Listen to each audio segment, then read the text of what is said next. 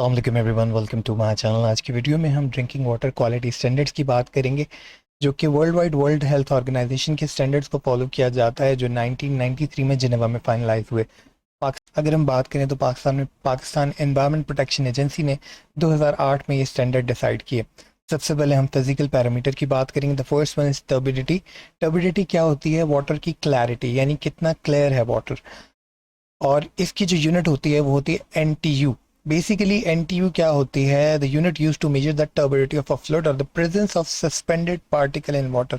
यानी जितने ज़्यादा जो है वो सस्पेंडेड पार्टिकल होंगे पानी के अंदर, उतना ज़्यादा जो है उसकी क्लैरिटी कम होगी। ठीक है, तो यहाँ पे देखो, आपके जो 250 वाला है वो बिल्कुल मड की तरह का गंदा पानी है, यानी इसमें जो सस्पेंडेड पार्टिकल हैं वो बहुत ज़्यादा हैं। जितने ज़्यादा सस्पेंडेड पार्टिकल, उतनी ज़्यादा NTU।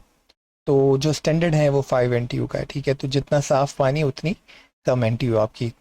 इसके बाद the second parameter is hardness. Hardness basically क्या होती है? It is the amount of dissolved calcium and magnesium in the water. तो बेसिकली जो हम कहते हैं कि हार्ड वाटर है या सॉफ्ट वाटर है, ठीक है, वो यही होता है। हार्ड वाटर का मतलब कि इस वाटर के अंदर जो है वो मिनरल्स बहुत ज़्यादा मौजूद हैं। ठीक है, जैसे जो चट्टानों से, पहाड़ों से पानी फ्लो करता हुआ आ रहा होता है, उसके अंदर आप देखते हो कि बहुत ज़्यादा मिनरल्स होते हैं और बहुत ज़्यादा हार्ड होता है। ऐसे पानी के अंदर जो है वो आपका सोप या डिटर्जेंट ज़्यादा रिक्वायर्ड होता है। ठीक है, क्योंकि जो आपके मिनरल्स होते हैं पानी के अंदर, वो सोप के साथ रिएक्ट कर लेते हैं। ठीक है, तो बेसिकली आपका जो सॉल्ट है वो कंज्यूम ज़्यादा हो रहा होता है, जो आपका सोप है वो कंज्यूम ज़्यादा हो रहा होता है। तो ये जो हार्डनेस है, इसके पैरामीटर पाकिस्तान के अंदर जो है वो 500 मिलीग्राम पर लीटर है। ठीक है, 500 मिलीग्राम पर लीटर का मतलब है कि कैल्शियम और मैग्नीशियम की टोटल अमाउंट जो है 1 लीटर में वो 500 mg से कम होनी चाहिए। यूजुअली ये जो है वो टाइट्रेशन के थ्रू आसानी से मालूम किया जा सकता है। टेस्ट एंड ओडोर की अगर हम बात करें तो टेस्ट लेस होता है वाटर और ओडोर लेस होता है, लेकिन जो है जो स्टैंडर्ड्स हैं वो इसके हवाले से नॉन ऑब्जेक्शनेबल या एक्सेप्टेबल आप इसको कह सकते हैं।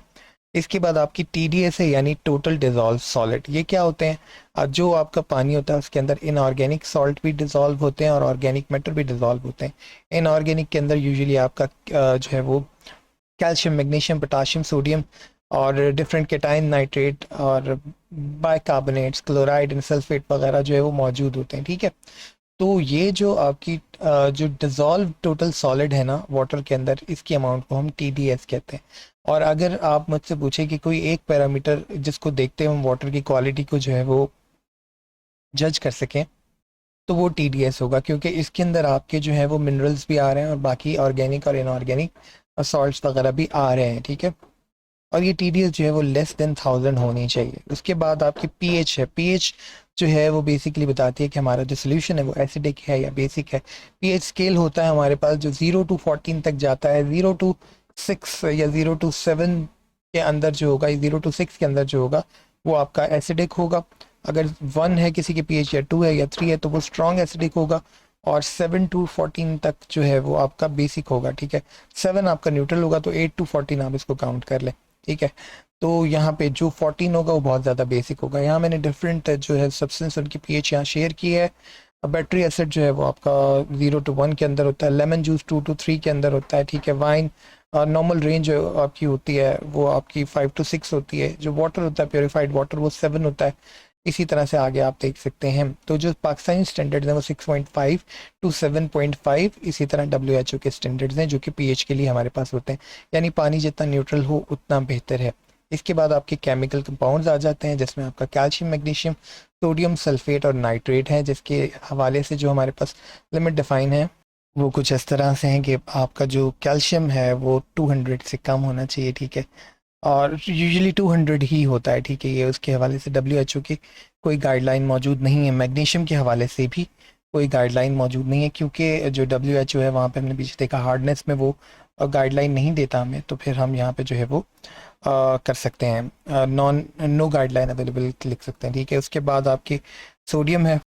सोडियम आपकी 200 होनी चाहिए। ठीक है, और WHO स्टैंडर्ड भी 200 कहते हैं। सल्फेट आपकी पाकिस्तान में जो है 400 mg पर लीटर होनी चाहिए, और जो आपकी WHO स्टैंडर्ड है वो भी 500 mg पर लीटर जो है वो कहते हैं। नाइट्रेट आपकी 50 mg पर लीटर होनी चाहिए, और WHO के स्टैंडर्ड भी 50 mg पर लीटर कहते हैं।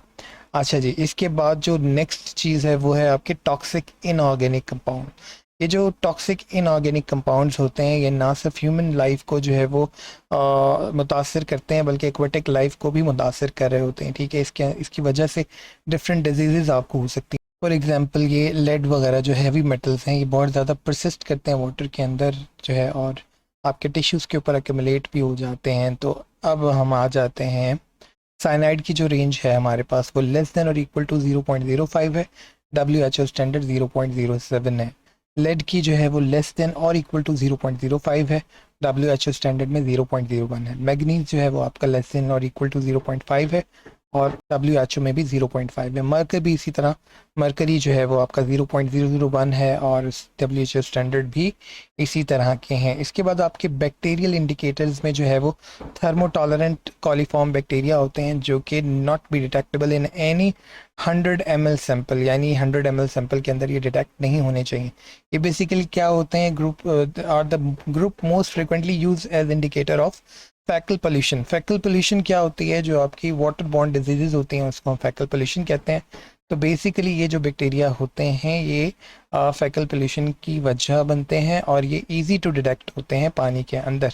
इसी वजह से हम इनको कहते हैं कि जी ये जो है वो हम बैक्टीरियल इंडिकेटर्स की जब बात करते हैं तो थर्मोटॉलरेंट कॉलीफॉर्म बैक्टीरिया को जो है वो मेजर करते हैं। अच्छा, यहाँ पे एक और चीज़ समझना बहुत ज़्यादा ज़रूरी है कि हम वाटर की क्वालिटी के स्टैंडर्ड्स क्यों बनाते हैं। बेसिकली पानी जो है उसका जो यूज़ है वो डिफरेंट होता है, डिफरेंट कंडीशंस में डिफरेंट जो है हमें पानी की स्पेक्स चाहिए होती हैं, ठीक है। Water quality standards specify the condition water must meet to protect to specific use. For instance अगर मुझे किसी बॉयलर के अंदर, इंडस्ट्री के अंदर वाटर चाहिए तो वो मुझे बिल्कुल डीआयनाइज वाटर चाहिए होगा, वहाँ पे डीमिनरलाइज वाटर यूज़ होता है, डीमिन वाटर कहते हैं उसको। और अगर वही वाटर मुझे इंसानी इस्तेमाल के लिए चाहिए तो मुझे उसमें कुछ मिनरल्स ऐड करने पड़ेंगे, ठीक है। क्यों, और उस वाटर के अंदर मुझे ये भी देखना होगा कि ऐसी कोई चीज़ तो नहीं है जो कंटामिनेट है जिसकी वजह से इंसान जो है बीमारी का शिकार हो जाता है। तो बहुत सारी रीजंस होती हैं। The first one is restoring water systems, ताकि हम वाटर को रीस्टोर कर सकें, ठीक है। दूसरा, discharge to river and lakes में alter the water quality for use downstream. अगर आपके पास क्वालिटी स्टैंडर्ड्स नहीं होंगे तो जो पानी डिस्चार्ज हो रहा है रिवर्स में, लेक्स में, वो पानी जो है वो कंटामिनेट करेगा डाउन स्ट्रीम को, ठीक है। इस वजह से भी हमें वाटर के स्टैंडर्ड्स चाहिए होते हैं, ठीक है। फिर water quality standard limit the amount of solid such as dirt and stand from getting to state water, यानी इस तरह से हम जो है जो सेंड या सॉलिड पार्टिकल जो है जो डर्ट जा रहा है समंदर के अंदर या स्टेट वाटर के अंदर, उसको भी हम रोक सकते हैं अगर हम वाटर क्वालिटी स्टैंडर्ड्स को फॉलो करें। हम लिमिट कर सकते हैं इन इम्प्योरिटीज़ को पानी में ऐड होने में। इसी तरह से एक और चीज़ सामने आई है, रिसर्च बताती है कि जो घर जो हैं उन जो लेक्स और रिवर्स के करीब हैं उनकी हाउसिंग प्राइस जो है वो ज़्यादा हैं एज़ कम्पेयर टू अदर। तो पानी जो है वो इस तरह से हमारी लाइफ को जो है वो असरअंदाज कर रहा है। फिर जो है अगर आपने टूरिज़्म को जो है वो प्रोटेक्ट करना है, रिक्रिएशन करनी है इंडस्ट्रीज़ की, तो भी आपको वाटर की क्वालिटी के स्टैंडर्ड्स बनाने होंगे। फिर ह्यूमन हेल्थ के हवाले से मैंने बात की थी कि कुछ पॉल्यूटेंट्स जो हैं वो ह्यूमन हेल्थ के लिए रिस्क जो है वो पोज करते हैं, उस वजह से भी हमें वाटर क्वालिटी स्टैंडर्ड्स चाहिए। फिर इसके इंटेंजिबल बेनिफिट्स भी हैं, जैसे कल्चरल सिग्निफिकेंस, ठीक है। कुछ कल्चर्स में जो है वो फॉर एग्जांपल जैसे हिंदुज़म में गंगा जमुना का कॉन्सेप्ट है, वो पानी से रिलेटेड है, ठीक है। तो वहाँ पे अगर आप पानी को गंदा कर दोगे तो अगेन फिर जो है वो उनके लिए मुश्किलात जो है वो दरकार हैं। फिर आपके अगर आप इस्लाम की बात करो तो वहाँ पे भी पानी को जो है वो अ, आलूदा करने के हवाले से या गंदा करने के हवाले से काफ़ी सारी रिवायात मौजूद है। एग्जिस्टेंस और नॉन यूज़ वैल्यूज़, ठीक है। अगर आपका इकोसिस्टम जो है वो बेहतर रहेगा तो आपके स्पीशीज़ जो हैं उनको भी जो है वो लाइफ मिलेगी और उनके लिए भी सेफ्टी होगी।